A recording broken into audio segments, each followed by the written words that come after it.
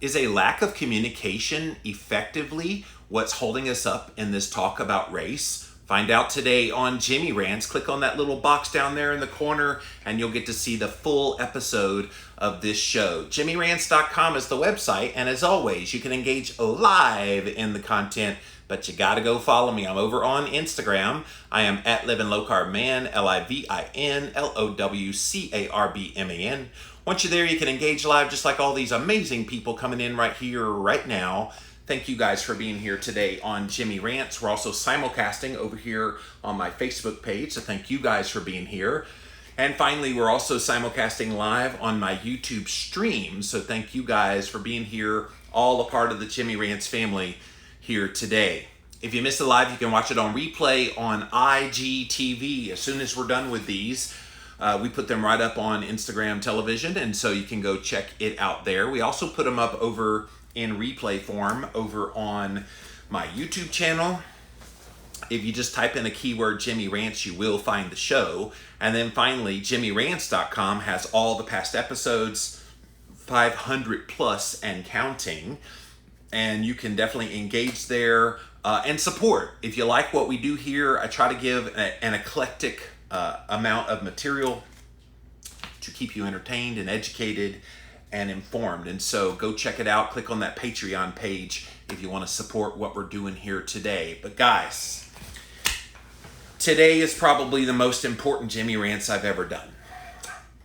Simply because I see a huge void in what is happening right now in this discussion about race and race relations and social injustice and all the things that are out there right now. And I know that a lot of people are staying silent right now because you just simply don't know what to say. And then those who are speaking up don't always realize that there is a certain language and a barrier in the language being used that makes communication almost impossible to do. And I'll give you firsthand experience. I've been writing about this race relations issue and how we need to be more supportive of the Black community and as white people, and we're supposed to, love everyone, and we're all part of the human race, and we're all in this together, and oh, I'm not racist, I would never, blah, blah, blah, blah, blah. And I was putting out these messages all over social media, thinking, and from a good heart, this is what I want people to hear. You can come at this from a very good heart with the purest of intentions and still flub it up. And I'll give you an example. If you pay attention to the sports world, Drew Brees is the future Hall of Fame quarterback for the New Orleans Saints. And he got into trouble because somebody had asked him what he thinks about the move to social injustice, trying to bring more attention to it, and Colin Kaepernick and blah, blah, blah, the kneeling. And Drew, unbeknownst to himself, started using language that was offensive to the Black community. He didn't know that. In his mind, the things he was saying was, well, my grandfather served in the war, and I don't think it's right that you kneel, da-da-da-da-da, and thus that's what I believe. And of course, some of his Black teammates kind of called him out and said, dude, are you tone deaf? Why don't you understand this? This is so obvious to us. And then he issued an apology today once he became enlightened. Kind of like me. I had a very sweet lady last night on Instagram named Beth who took the time. She's in the health space, so she's a fellow health influencer. She took the time in a series of DMs to explain how my language was being offensive to people of color. And I'm going, whoa. Like, in my mind, to say we're all a part of the human race, that seems so innocuous, right? That seems like, well, yeah, like who would disagree with that?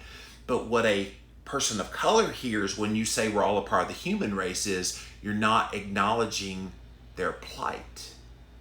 I never stopped to think of it that way. And of course, it also feeds into that, well, you didn't think of it that way because you have gotten an advantage in this world, which is something that people of color have not had. So that was one thing that I kind of went, whoa, like I never stopped to think about how when you say all lives matter, or when you say we're all a part of the human race, that is hurtful in some way to the black community. Did you know that? Like, I had no idea. And when you come at it from a very sincere, caring, loving heart, I didn't see it, because my motives were pure and were not meant to be hurtful whatsoever. So what happened was people would see that kind of message and go, oh, you're so tone deaf. You need to get with the program and understand our plight, or shut the hell up. And I'm going, what are you talking about? Like, I honestly did not realize. So in this topic we're talking about here today, and if you're just joining us, yes, we're talking about race relations. I think the missing piece in talking about this subject is we don't know how to talk to each other effectively because we don't speak the same language. We're all a part of the human race sounds really good to a second segment of the population. To another segment of the population, no, Black Lives Matter.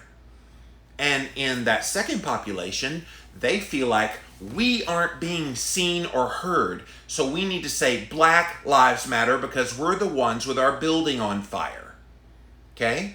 So when you say we're all a part of the human race, they feel slighted because they don't think you see and hear the plight that they're going through. This has been an eye-opening education for me as a white man, not a racist white man, but just a white man, lives in the South. I suppose the stereotype is because I live in the South in the United States that I'm somehow racist. I don't. My dad, I will tell you this, my dad was the biggest racist of them all. He used to repulse me by the things he said coming out of his mouth. I'm like, really? But he was a product of that generation that they just used the N-word indiscriminately, and it was just ugly, ugly, ugly. And I was always disgusted by it. Disgusted. Even though I was a part of a high school that had 70% African Americans. And then I went to a college, which again was heavily attended by African Americans.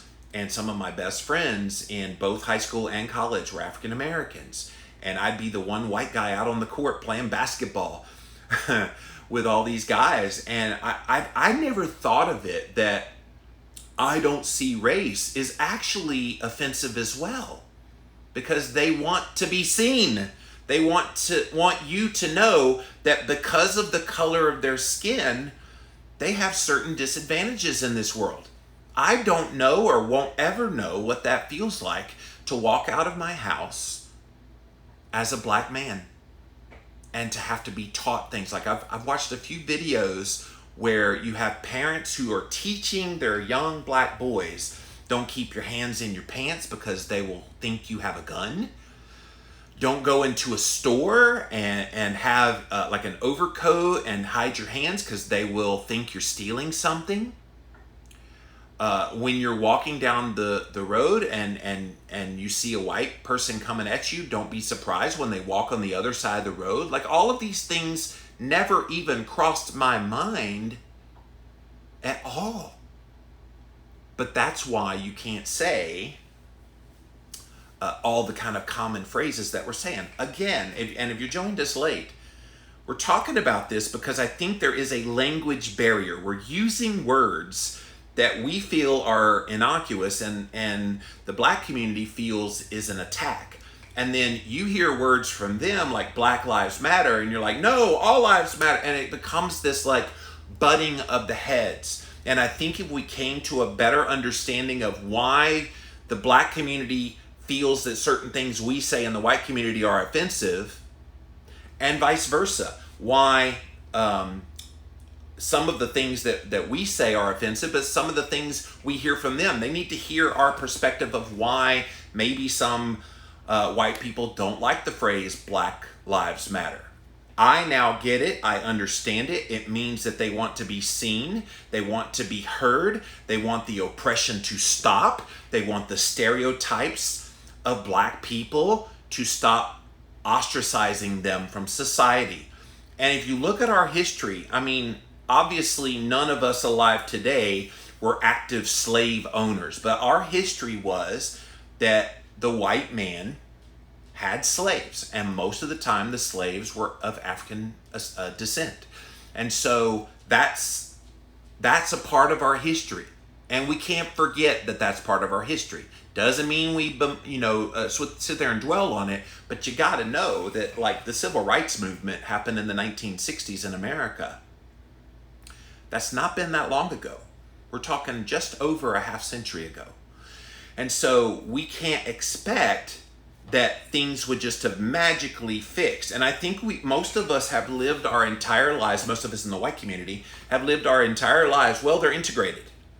Well, they're a part of society. Well, they have the same opportunities that we do, so I guess all is well. In the black community, they feel like, okay, I feel like because of the color of my skin, I'm denied opportunities in employment. I feel like I have to act a different way that a white person does not have to act. So you see how one side has all of these narratives about what they believe, the other side has all these narratives about what they believe, and they don't jive. So what I think would help with this is if we learn to effectively communicate better. Let me tell you how a breakdown in communication happened from firsthand experience. So I've been writing about the race relations. I've been posting things all over social media. And yesterday I shared a meme that I made that had statements that I'd made in various posts, and then how other people, and I will tell you this, it's not black people that have told me some of the responses. It was all white people.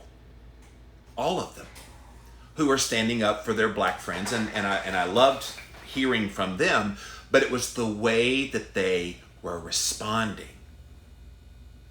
They were like lashing out at me. You're tone deaf. You need to educate yourself. You need to shut the hell up. You don't know what you're talking about. Blah, blah, blah, blah. You need to read this book. You need to read this website. Or you just need to just go away. And I'm thinking to myself, okay, is the answer to silence people who have questions? No. Effective communication requires that if somebody doesn't understand something, you don't lash out at them.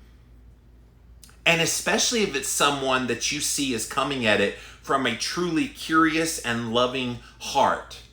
And guys, those of you that watch Jimmy Rants, you know I have a heart for people. I come on here every single day providing so much content on so many topics. I have nothing but love for all people. So for people to now question that and question my motives was kind of hurtful. And I'm sitting there going, okay, thank you for sharing that you disagree with what I wrote, but tell me where I got it wrong. And literally nobody could tell me what I had done wrong. Nobody could explain it. I was just getting, hey, evil. I mean, they were just coming at me hard, especially here on my Facebook page, not this specific page, but on one of my, I think it was Keto Talk Discussion, I got just the ugliest of ugly. I'm unfollowing now. You're tone deaf. You need to be more educated, blah, blah, blah. But here's the thing. Nobody was educating me. Not one single person took the time to say, all right, here's where you got wrong. When you say this is what's being heard. And if you said this, it would show that you care more. It would show that you understand the issues, da-da-da-da-da. Nobody took the time to do that until Beth over here on Instagram in a direct message took the time, was patient, and answered all my questions and all my objections and all the everything that I had about this. Why? And she was a white girl. Why did it take a white girl to show this white man what's the right way to talk? Now, I get it. Some people are like, well, we shouldn't have to tiptoe around. We shouldn't have to walk on eggshells to get our message across. But guys, if I'm purposely hurting a community of people and I don't even know it, that has to be communicated. And so I'm making the argument here today that race relations really could stand to benefit if we all learned how to communicate better. And it's this communication that I think is the key in why there's so much conflict. Drew Brees was a victim of this yesterday. he had good intentions in his heart. His grandfather was in the military. They loved the flag. And he was asked about Colin Kaepernick and his kneeling for social injustice. And Drew Brees was like, well, I didn't agree with that then, and I don't agree with it now because I think the military should be honored. You don't desecrate the flag, blah, blah, blah, blah, blah. So when he said that, he was honoring his grandfather, honoring the military background and love for country, and blah, blah, blah. He didn't realize when he said that that was hurtful to the cause of the social injustice movement.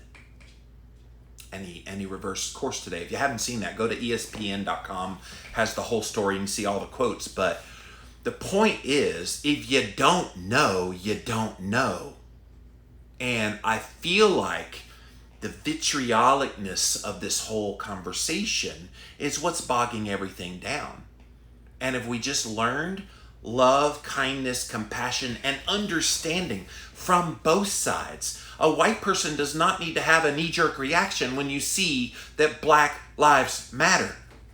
We don't. We don't need to just knee-jerk reaction think that that's somehow an affront that your life doesn't matter. It's not about you right now. You're not the one being oppressed. You're not the one not feeling comfortable when you walk out your front door. You're not the one worried about a white cop maybe killing you. Okay? So that's why they're so adamant about Black Lives Matter. That phrase does not mean no other life matters. It just means we need to be seeing that. And that's the other thing. They want to be seen. So when you say colorblind, they feel like that's an affront. Now, that seems innocuous. Oh, I'm colorblind. I don't see race. That's an affront because they want to be seen. They want you to see that because of the color of their skin, they're having issues in their own life.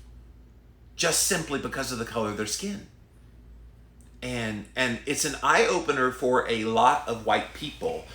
There is a book that's been recommended over and over and over and over and over again since all this went down, called White Privilege. I want to get the audiobook, and I'm definitely going to listen to that. And I think just from the things I've read about it, and I've seen a few videos about it from the author, seems to explain a lot of what we're talking about here today pretty clearly. And I feel like if we as the white community and those of us who love people, those of us who want to see this resolved, because I honestly believe that most of the white community wants to resolve this strife that exists with the Black community. I don't think very many of us want this to continue on. I'll tell you, Black community, many people have just felt frozen and have just retreated from saying anything. And I think we all need to be a part of the discussion, which is why you have the whiter than white Jimmy Moore today here on Jimmy Rants talking about this subject, because don't silence voices that could be one of your biggest allies. And that's been disheartening too. Well, you're white, so therefore you have nothing of value to say. No, I'm white, but I love people. And I love resolving issues and being a part of the solution to things. And so when you put out things that are seemingly innocuous and people take offense to them and they say you're a part of the problem and you don't explain why, that's the problem. Which is why what Beth did, taking the time out of her busy schedule. We talked in DM for probably an hour. And we went back and forth with various things. She said, this is what you're doing. This is how you could do it better. And I'm going, well, what about this? And we went back and forth. I posted all that on social media today, most of that conversation, if you want to go look at it. But the bottom line is we have to communicate better. And so I pulled up some articles here. One of them is Barriers to Effective Communication. This is from skillsyouneed.com. Because I think if we're going to communicate with one another, first of all, can we just give each other the benefit of the doubt? Can we explain things clearly without getting our emotions caught up in it? I get it. This topic is highly volatile. I get it.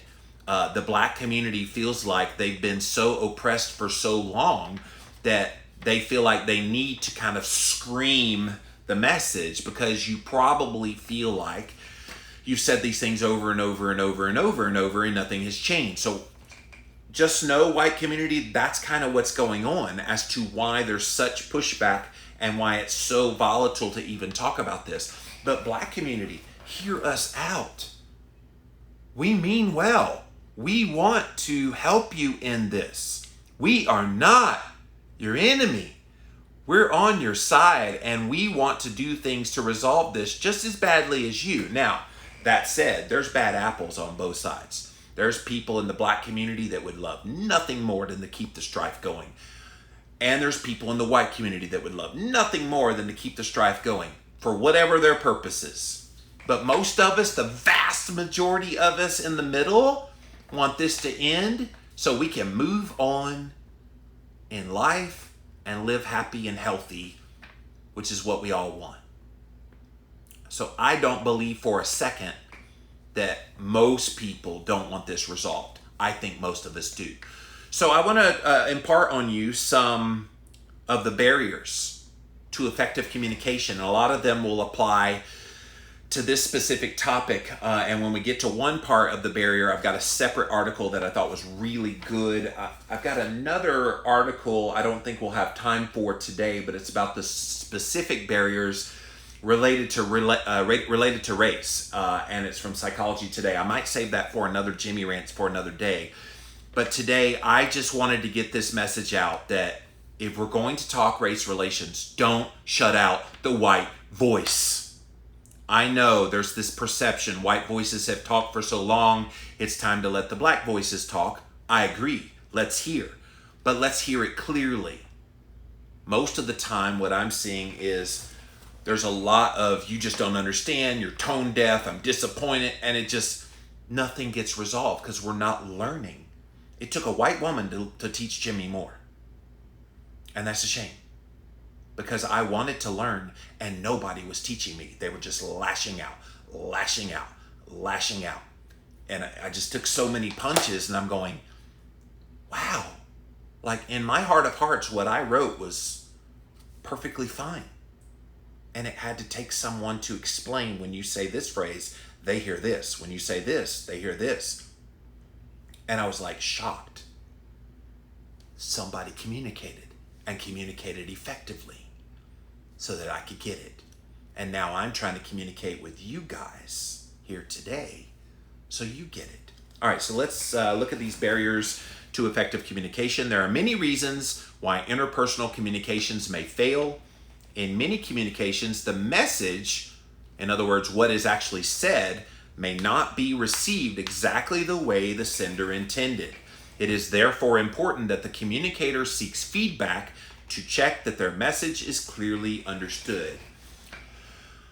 As someone who's in the business of communications, and I do this all the time with my work with keto and health and cholesterol and fasting, I have to just always be mindful that not everybody's going to understand things. And it's from many years of podcasting and interviewing people that I've learned the skill of, when I hear something that maybe I know, I explain it anyway on my podcast. So it often comes up on my podcast where a guest will say some acronym for something, or they'll say CBC or WBC. And so I'll be like, so for those of you that don't know, CBC stands for complete blood count. It's a test that they run that runs all kind of things. And the WBC is the white blood count. So I know that. I knew it going in. When I heard it, it just wasn't a big deal that maybe he could move on and keep talking. But I knew that there were people in my audience that did not know what CBC and WBC meant. So I explained. Now, did I have to explain for my knowledge? No. Or did I have to ask the guest, what's that mean? Or if I don't know, I do say, what's that mean? And this is the kind of thing that I think would be helpful to make sure the message is clearly understood. So you need to develop skills of active listening, clarification. That is a huge one. Like when I put out there that we're all in the human race, somebody should have said, yes, we are all in the human race, and I appreciate that you're coming at this from a good heart, But when you say we're all in the human race, you're not understanding the plight of the black community, which is why we say Black Lives Matter. So it's not that we're denying that we're not all a part of the human race. We obviously are. But because we have social injustice going on and we have issues in our community, we say Black Lives Matter. You matter too. Yes, we love you, but we need your help to help shine a light on why Black Lives Matter. Can you see how that clarification had just one person in one of the comments explain that? Now I get it. Some people are weary because you felt like you've explained it a million times. Welcome to my world talking about keto. I get the same friggin' questions over and over and over again. But you know what you do? You explain it. You share it. You have resources available that they can learn. And that's what I think needs to happen here, so this clarification takes place. And then reflection. That's what I've been doing. Since I've learned these things and started kind of mulling them over in my head and realizing all of the kind of ways I've thought about things over my life, and now putting this new context of how words have been interpreted in a totally different meaning from what I originally intended, reflection has helped me there. And it's why I'm so passionate here today on camera to deliver this message to you guys, because I think we all need to be actively listening. We all need to be clarifying what we mean when we say things, and we all need to be reflecting.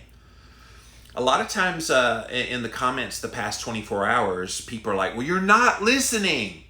No, I was listening quite well. What I was not hearing was hearing. I wasn't hearing anything other than you're a bad person, you're saying this all wrong, you're tone deaf. Where does that get you? If you're a member of the black community and you see a white person write something like, we're all in the human race, all lives matter, rather than lashing out, can I make the suggestion that you gently say, thank you so much. I really appreciate where you're coming from. I agree that all life does matter. But at this point, the black community house is on fire. And we need help. We need your help, white person. We need you to help amplify what's going on with the social injustice. We need you to help us be a voice so that people see us and hear us and know what's happening to us and know the challenges that we have simply because we were born in dark skin.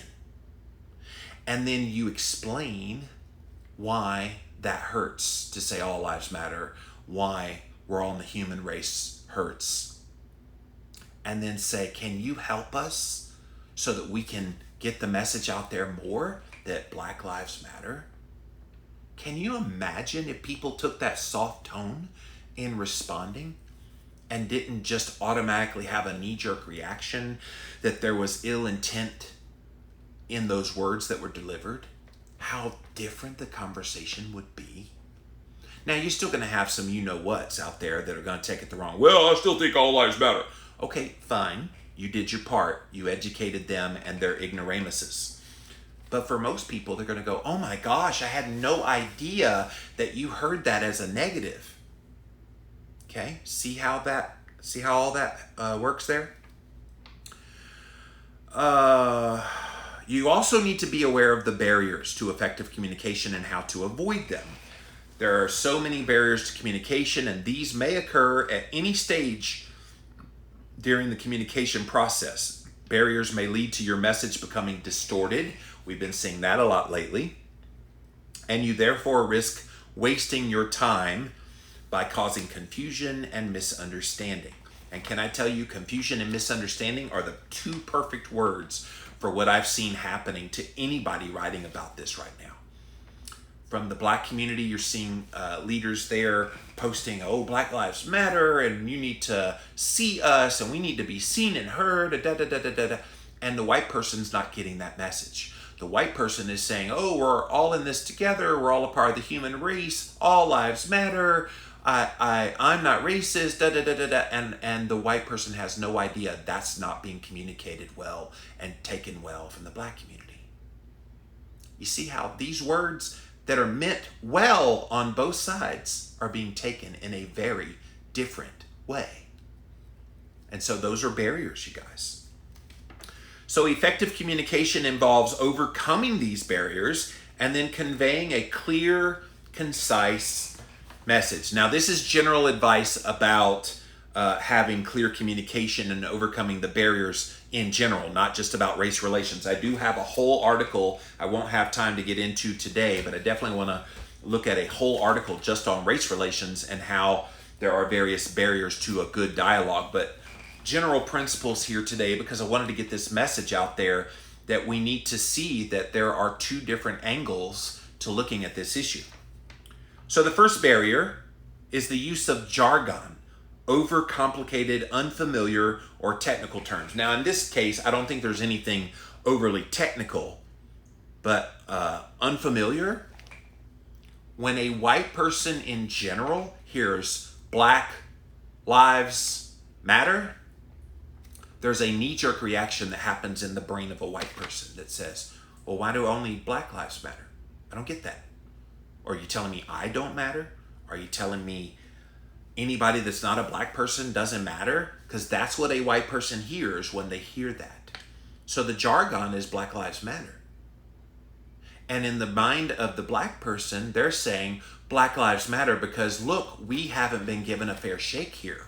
You need to hear us. We want to be heard and seen. We want the social injustice to end. We want to be able to walk out our door without having fears that something bad's going to happen. And see, that's the thing. The jargon is Black Lives Matter. It's not being communicated what that means. So, black community, when you say Black Lives Matter, I think it needs to come with the caveat of explaining what it is.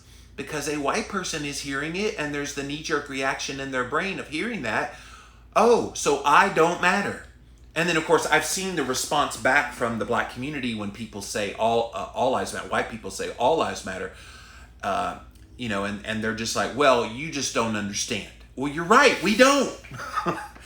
Help people understand why Black Lives Matter has a totally different meaning than what is being heard by the white person. Is this hard? Is this unreasonable to ask for that clarification like we were talking about earlier? Active listening, clarification, and reflection. Because I think once the clarification is made of what it means, a lot more white people will be on board with that. The next barrier, emotional barriers and taboos. Some people find it difficult to express their emotions, and some topics may be completely off limits. Gee, I wonder what topics should be off limits. Things like politics, religion, disabilities, mental and physical, sexuality, like if you're gay or not, and sex, and racism.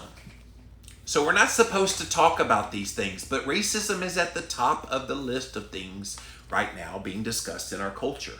And so are we just going to just shove those to the side and act like they don't matter and act like they're not there? No, we should be talking about them. But we need to realize, white community, that the black community is feeling pretty oppressed right now. They're feeling like they're ostracized. They're feeling like forever they've not been heard. They're seeing people that look like them being killed by white cops, and they're being killed by other people as well, but the visual that's out there is that they are being oppressed.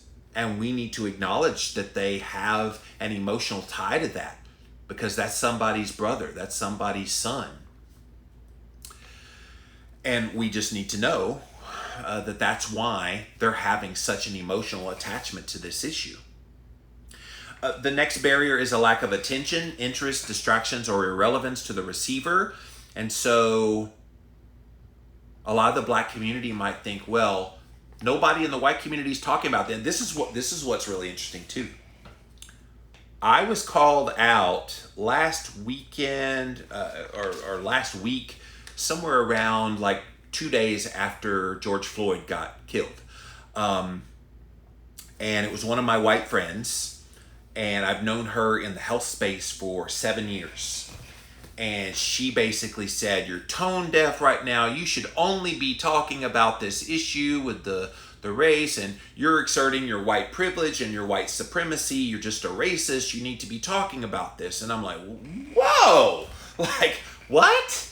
And it just came out of nowhere. And of course, in my mind, I'd already seen what had happened to George Floyd. I'd already been thinking it through. I was kind of grieving, what in the world does this mean, and what can we do, and blah, blah, blah. And then all the riots started happening and all the everything. And I was kind of taken aback because I was already in the process of formulating my thoughts about what I thought about this. But here was somebody pushing me because they felt like I was not giving it attention in the timely manner that they thought. Now, let's be clear. You can think about this, grieve about this in the length of time that it takes you to think and grieve. It's just like when someone in your family dies. Not everybody grieves the same. Some people are boohooing right away and it hits them really hard. Other people, like my brother Kevin, when he died in 2008, I was not crying in the midst of him dying. I was kind of the strong one in our family. It was only after he died and like months later that just suddenly, boom, it just hit me. And I was crying uncontrollably. And so we have to be sensitive to the fact that everybody grieves at their own pace, processes information at their own pace. Plus, I'm the kind of person that's not a knee-jerk reaction. So if I hear something, I don't just immediately react. I hear something and I kind of go, like I'm reflecting on it. And I think we all need to take a breath and not think that mere silence in the timing that you want things to happen means that you don't have any care for that issue. It might mean that either you're still processing or you're just not sure what to say. And I think that needs to come across loud and clear. How about differences in perception and viewpoint? I've kind of hit that pretty hard here with this instance with race relations. The perception and the viewpoint that's different than our own, we need to be hearing those things. And so, but that's a barrier. It's a barrier because if you can't hear those things because you're not having it articulated to you like I was and did last night, how are you supposed to see it differently than what you perceive it? And here's the other thing. In anything in life, we all have our own perspectives based on how we lived our life, based on all the everything that's happened in our own lives. We come to conclusions about how we believe now. And so give people a little bit of grace. That is so desperately needed right now, more than ever before. Let's just give people the benefit of the doubt and not just assume the worst about them.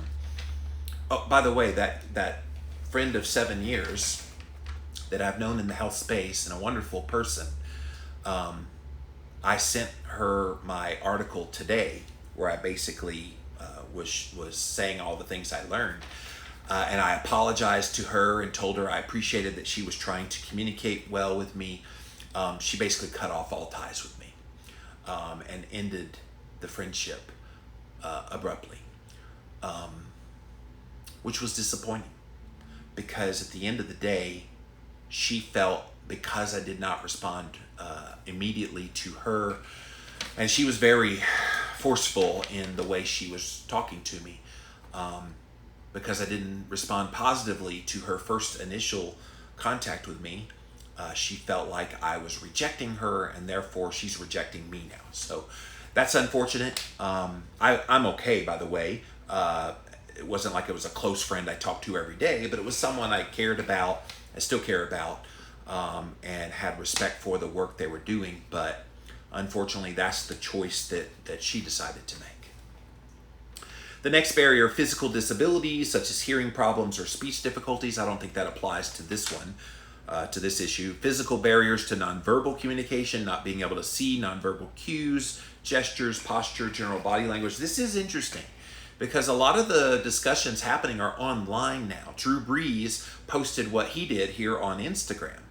A lot of things are being conveyed in only written form.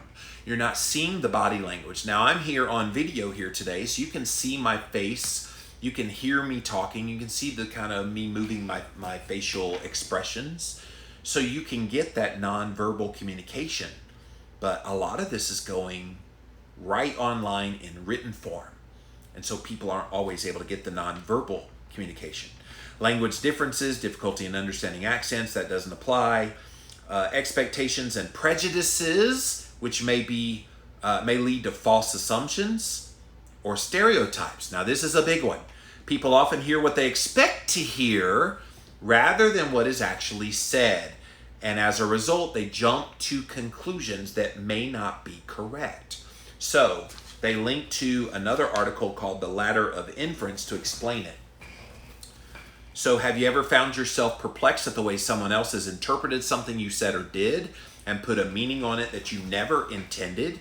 Perhaps you found yourself enraged by someone's comment or action, and you concluded that they must be acting against you for some reason.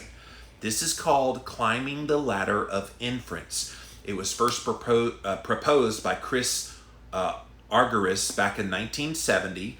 The ladder of inference is a way of describing how you move from one piece of data, a comment, something you observed, through a series of mental processes to come to a conclusion. So you start off, you guys, by selecting from the data. You translate it through your own prism and your own eyes. You explain it to yourself about what it means, and then from there you draw a conclusion.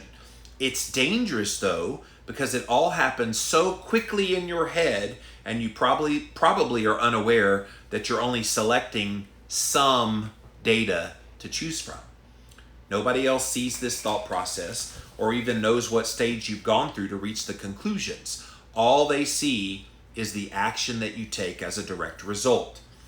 So your beliefs tend to reinforce this data that you select and how you interpret it, which means that it becomes a positive feedback loop. In this sense, positive doesn't mean it's a good thing.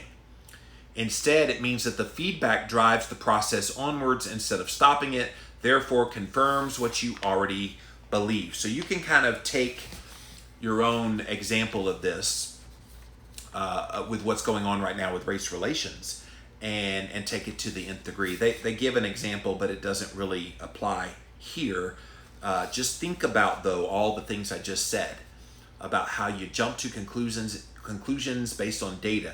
So I suppose we could take Black Lives Matter, for example. So when a white person hears Black Lives Matter, process, no other life matters. Process, why do only Black lives matter? Process, oh, we're all a part of the human race. What are they talking about? All those things get jumbled. And in a split second, you go, no, all lives matter. What? No. From the black community perspective, Black Lives Matter. Yeah, we've been oppressed. But then they hear all lives matter. All lives matter. No, you need to see us. We want to be seen. Why are you saying all lives matter? We're the ones being oppressed right now, not you. White person, you have had privilege your whole life. We're the ones with the plight right now. Why are you diminishing what we're saying when we say Black Lives Matter? Don't you understand? And now you see the inference on both sides. And why one group gets angry about one thing, the other group gets angry about the other thing, and they just need to communicate effectively.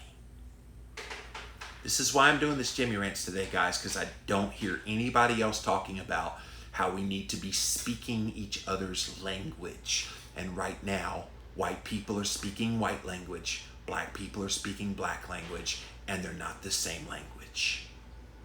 Okay? So how do you avoid climbing this ladder of inference? First of all, you have to accept that you are always going to draw meaning and inference from what other people say and do based on your own experience. It's just how your brain and how people work. If we did not use past experience to help us interpret the world, we would be lost. Nobody would be able to learn from their experiences at all. The issue then is to draw on your experience, but in a way that does not make automatic assumptions about other people and their behavior, or which allows us to check back on those assumptions. So there's a book called The Fifth Discipline Field Book by Rick Ross, one of the standard organizational learning texts, and he describes 3 ways you can change to improve the way you communicate and avoid climbing the ladder of inference. You guys ready for this? Number 1, you become more aware of your own thinking and reasoning. So this is reflection and reflective practice. So if you don't already kind of reflect on things that you think about and hear, if you don't already like reflect before you project, how many people are just projecting right now without reflecting? A lot. Let's stop the projecting and let's start reflecting. Number 2, you can make sure that others understand your thinking and reasoning. So this is where communication comes in, and that's advocacy. So this is where people are sharing from their experience and sharing their reasoning about where they got from, but they're not sharing it in detail. I'm calling for us to explain in detail. If a white person wants to say all lives matter, well, I think all lives matter because all human life does matter. I don't understand why we need to single out just Black lives matter. I think every life matters, and so all lives matter. So that's a white person explaining it. Then the Black person can say, I agree, all life does matter. But in this case, what we're trying to do is bring attention to our plight, which is why we say Black lives matter.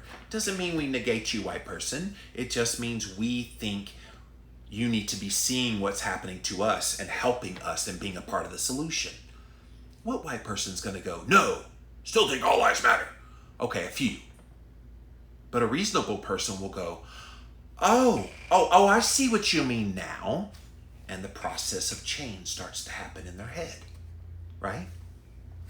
Number 3, you can ask questions of others about what they're thinking and then test your assumptions. So if you have assumptions about things, clarify. Just clarify. If you think Black Lives Matter is an affront to all lives matter, clarify. Ask questions. This is the inquiry phase. This is what Beth did to me last night. And again, thank you to Beth here on Instagram for bringing it to my attention as to why some of the things I was saying was being taken really badly.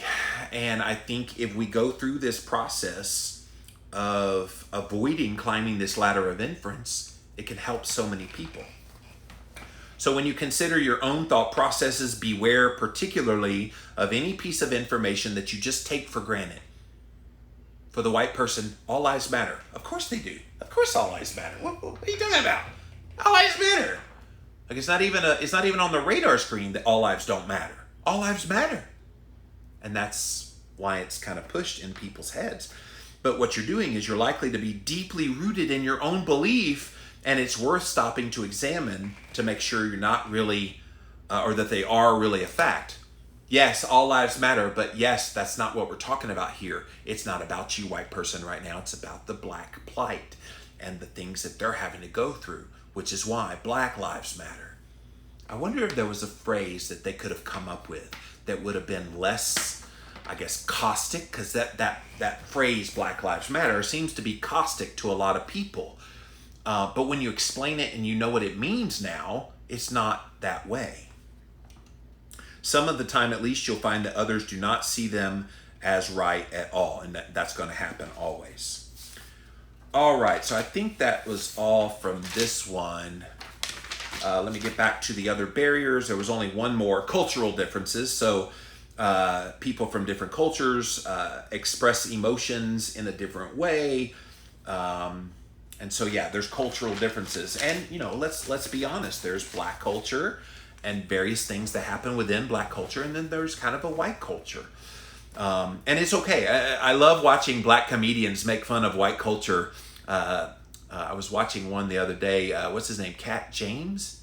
Cat something. I forget. It's Katt. You guys will know who I'm talking about, but he's hilarious. Like, and when he goes into this voice of talking like a white person, I'm like busting out laughing because he's kind of pointing out cultural differences.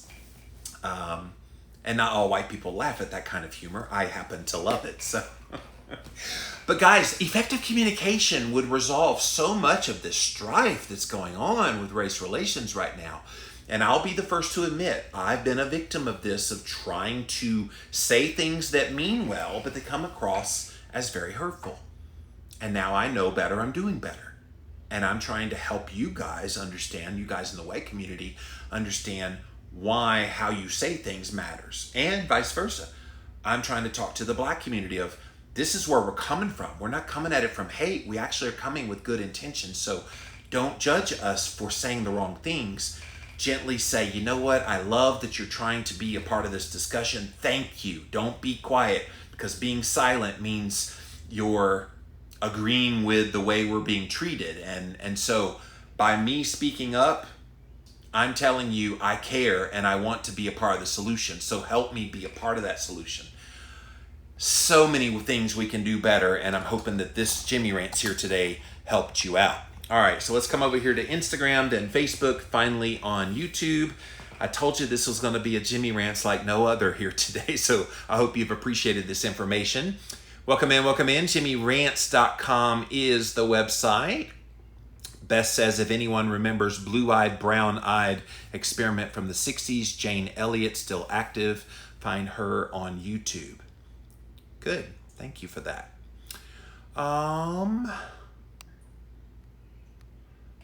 Anna says, I didn't grow up with any kind of racism. Neither did I, by the way, other than my racist dad. But I was not actively racist in my peers. I do understand because my parents are Holocaust survivors. My home was open to all. My dad worked on a tobacco farm in South Carolina with the black slaves. Wow. So I get how they feel, she says. Kat says, saddest part that you need to explain your grief. Common sense is not so common. Yeah, like I was really upset about what happened to George Floyd. Like seriously ill upset. And this is something the black community needs to know. We were just as outraged by his killing as anybody. We were. And a lot of us were shocked, and we were like, what do we say? How are we going to stop this from happening again? And I think that maybe that didn't even cross the minds of the black community that white people would care, but we care.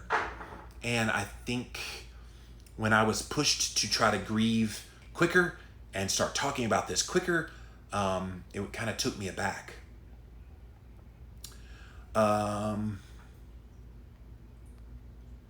Some people will twist and turn the truth and hear things they want to hear.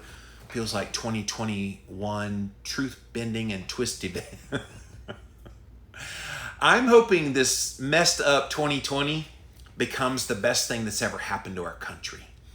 Because yes, COVID-19 sucked. And now all these riots and the race relations stuff sucks. But if we come out of it more conscientious of our health, more conscientious of the plight of the black community, man, like what else would have made that happen? I'm hopeful that there's good things that come out of 2020 of what looked like a really crappy year. Kelly says, I love this conversation. Thank you, Kelly. We need to be having these conversations. This is the reason why I'm on here today, is I want to be a part of an agent for good in this discussion, and not just more a part of the bickering back and forth. That does no good for anybody. All right, thank you, Instagram. Pop over to Facebook. We'll be over to you guys in a minute here on YouTube. What's up, you guys? See what you have to say. Robin says, I'm learning lots of stuff. Yeah, I think we all are. Nancy says, I think the fact we're having this conversation is a sign that things are changing for the good. Nancy, I hope so. And I'm trying to be a part of that conversation. Norma says, Beth is the best. I've followed her for years. She's taught me a lot, and I'm glad you met her. Yeah, I honestly had not been following her work, so I looked her up. I'm like, dang, girl, you got a bunch of followers. How have I not known who you are? And so I might bring her on my podcast within the next few months. So to be honest, I'm afraid to say anything. I don't want to offend anyone, and I'm afraid I'll inadvertently say something wrong. Nancy, that's what I'm talking about. We don't need to be afraid to use words. I understand, because a lot of us who have been using words and saying things and saying them the wrong way have gotten blowback, and a lot of people are seeing that, and that's shutting them up. That's silencing them.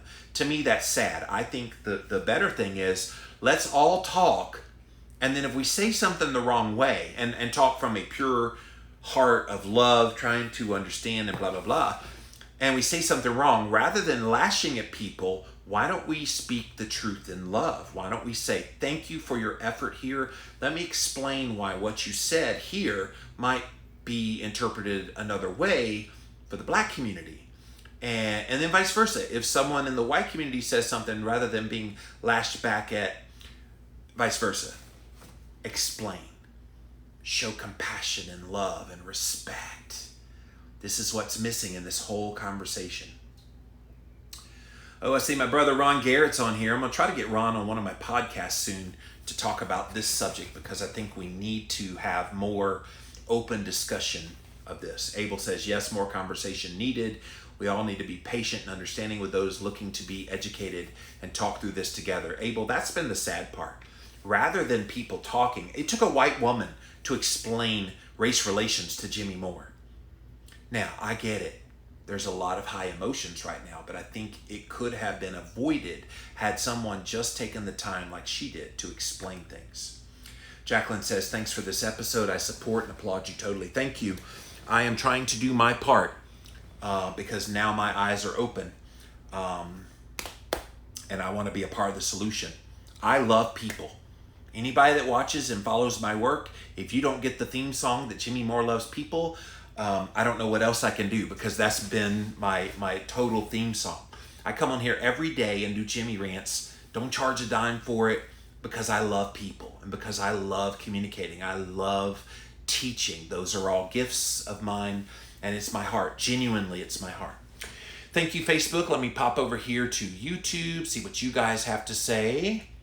Shirley says, I'm terrible with words, so I've been silent for the most part about this because I'm sure it won't be taken the right way that I mean it. And to me, that's what I think needs to come to an end. I've been told, well, if you don't know what to say, just don't say anything at all. And I'm like, why is that the answer? Shirley said, all I said was, I'm bad with words, but I'm really good at listening, doing my best to put myself in other shoes. I hear you and my heart breaks. So she's posted that on social media. I just don't understand. Well, if you don't know what to say, just shut up. And I'm like, no, I don't want to shut up. I want to be a part of the learning process. I can't learn if I can't talk. The only way I learn is to ask clarifying questions. The only way I learn is for someone to gently tell me if I say something that doesn't come across right, that you tell me what I did was wrong.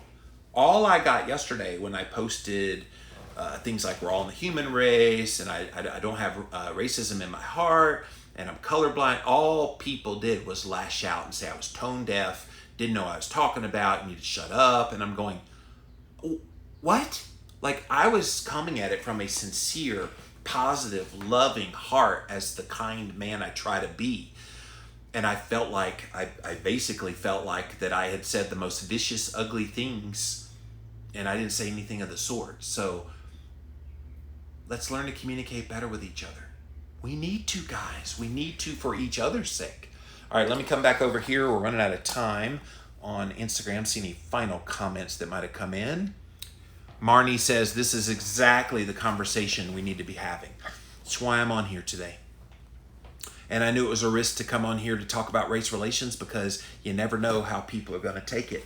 But I'm hoping my message of let's more effectively communicate comes through loud and clear. That's it for this episode of Jimmy Rants. JimmyRants.com is the website. And as always, you can engage live in the content right here on Instagram. I'm at Living Low Carb Man, LivinLowCarbMan. Once you're there, you can engage live just like all these amazing people did here today on Jimmy Rants. We also simulcast over here on my Facebook page, so thank you guys for being here. And then finally on the YouTube stream, thank you guys for watching live on YouTube. If you missed the live, you can watch it on replay here on IGTV. Usually goes right up after the show. Within a few minutes, I put a few show notes in there and it goes right up on my page. Go check out at Living Low Carb Man. We also put all the past episodes over on YouTube. So type in a keyword Jimmy Rants, you'll find the show. Also, you can type in youtube.com/Living Low Carb Man and find it. Finally, you can go to jimmyrants.com and see all the past episodes there. Ken says, yes, Black Lives Matter, but watch out for the organization. Well, I mean, that's a whole nother topic for a whole nother day. The concept of Black Lives Matter is what I've communicated here today. All right, guys, thanks so much for being here today. Really, really appreciate you listening. Please share this far and wide. This is a message I hope gets out there and people understand that my heart was a good one here today in sharing this. So until next time, we'll see you then. All right.